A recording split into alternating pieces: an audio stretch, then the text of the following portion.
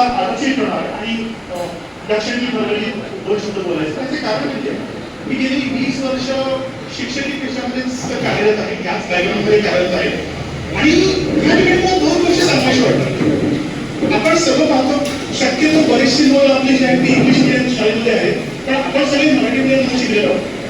Professionalism, भावना बाजूला ठेवून कसं काम करणं हे आपल्या मुलांना कसं शिकलं जातं.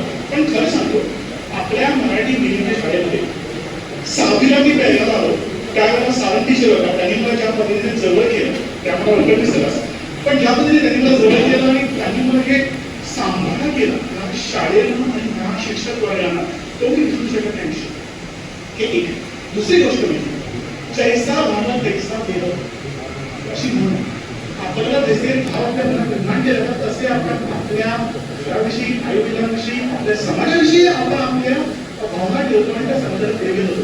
फक्त कामापुरती महाराष्ट्राने ते भावना म्हणजे काय हे जागृत करायचं काम शिकले.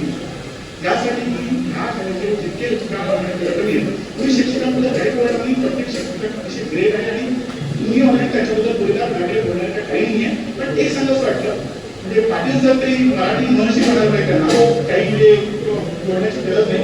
आणखी उर्दू कसं स्पेशली 10वी नंतर सुद्धा काही मला ज्या पद्धतीने प्रोत्साहित केलं होते त्यामुळे मला बहुतेक माझे जे ग्रेट पर्सनॅलिटी आहे पीपीजे अब्दुल कलाम त्यांना भेटण्याची संधी मिळाली ते सांगेल.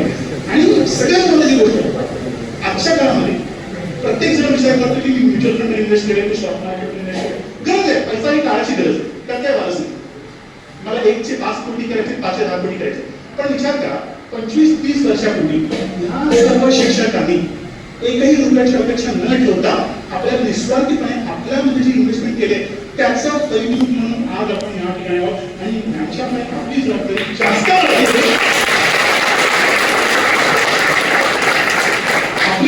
जास्त वाटते की आपण सुद्धा आपल्या देशासाठी, आपल्या शाळेसाठी काहीतरी करतो.